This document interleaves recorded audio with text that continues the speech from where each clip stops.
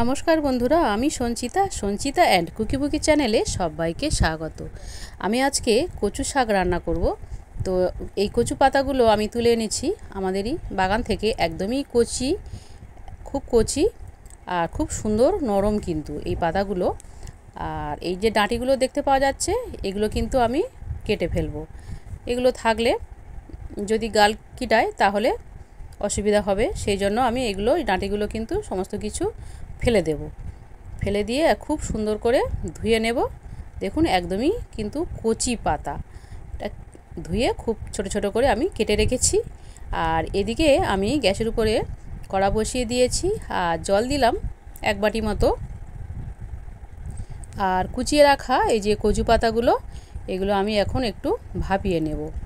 তাহলে কিন্তু এর যে একটা লালচে রঙের একটা কষ বের হয়, সেই কষটা বেরিয়ে গেলে তাহলে আর গালে লাগার ভয় থাকে না, মানে গলা চুলকানোর ভয় থাকে না, আর কোনো অসুবিধা হয় না। এমনিতেই খুব একটা গালে চুলকায় না, তাও একটু ভাপিয়ে নিলে খুব ভালো হয়। তো আমি এখন অল্প পরিমাণে লবণ দিয়ে আর এটা ভাপিয়ে নেব, ঢাকা দিয়ে ভাপিয়ে নেব। আর ততক্ষণ এইদিকে আমি একটু মশলা মানে পেঁয়াজ কেটে নেব। আর পেঁয়াজগুলো মানে খুব কুচি কুচি করে কাটবো না, একটু বড় বড় করে মোটা মোটা করে কেটে নেব। দেখুন আমি এই যেভাবে মোটা মোটা করে একটু কাটছি, এইভাবে কিন্তু আমি পেঁয়াজগুলো কেটে নেব। এইভাবে কাটলে কি হয়, এগুলো ভাজা ভাজা হয়ে থাকে আর মুখের মধ্যে পড়লে কিন্তু খুব ভালো লাগে। সেই জন্য আমি একটু বড় করে কেটে নিয়েছি। তো একটা বড় সাইজের পেঁয়াজ আমি কেটে রেখে দিলাম। আর এদিকে দেখে নেব কচু শাকটা খুব ভালো মতো সিদ্ধ হয়েছে কিনা। তো আমি একটু উল্টে দিলাম, দিয়ে একটু নাড়াচাড়া করে আবারও একটু রান্না করে নেব, তাহলে আর একটু কমে আসবে, আরও ভালো হবে। আর এখন ঢাকা দিয়ে একটু ভাপিয়ে নিয়েছি, এখন একদমই সিদ্ধ হয়ে গেছে। এখন আমি এটা তুলে নেব, এটা মানে সিদ্ধ একদম হয়ে গেছে। এখন আমি একটা ঝাঁঝরির সাহায্যে এই কচু পাতাগুলো তুলে নেব, জলটা ঝরিয়ে এইভাবে তুলে নেব। এইভাবে তুলে নেওয়ার পর তারপরে কিন্তু এই দেখুন কতটা মানে কষ বেরিয়েছে। এই কষটা কিন্তু গলাতে চুলকানোর ভয় থাকে, তো এইটা ফেলে দিতে হবে। আর এখন সর্ষের তেল দিয়ে দিলাম 1.5 চামচ মতো।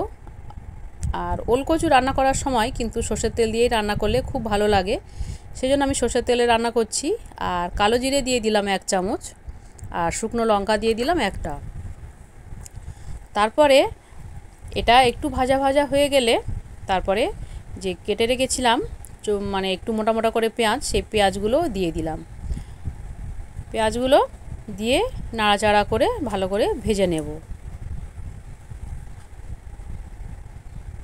তো পেঁয়াজগুলো একটু ভাজা ভাজা হয়ে গেলে তারপরে আমি এখানে রসুন, বেশ 10-20টা মতো রসুন আমি ছাড়িয়ে রেখেছি, মানে কোয়া, গোটা কোয়া, সেইটা দিয়ে দিলাম পেঁয়াজের সঙ্গেই, দিয়ে খুব ভালো করে ভাজা ভাজা করে নেব। এটা খুব ভালো করে ভাজা ভাজা হয়ে গেলে 2টো কাঁচা লঙ্কা আমি কুচি কুচি করে কেটে রেখেছি, সেটাও দিয়ে দিলাম, দিয়ে নাড়াচাড়া করে একটু ভেজে নেব। তো একটু ভাজা ভাজা হয়ে গেলে তারপরেই কিন্তু এই কচু শাকটা, জল ঝরিয়ে রাখা সিদ্ধ কচু শাকটা দিয়ে দেব, দিয়ে খুব ভালো করে নাড়াচাড়া করে রান্না করে নেব। এখন খুব ভালো করে গ্যাসের ফ্লেমটা হাইতে দিয়ে একটু নাড়াচাড়া করে ভালো করে রান্না করে নিতে হবে, আর একদমই শুকিয়ে নিতে হবে, তাহলে কিন্তু খুব ভালো লাগবে।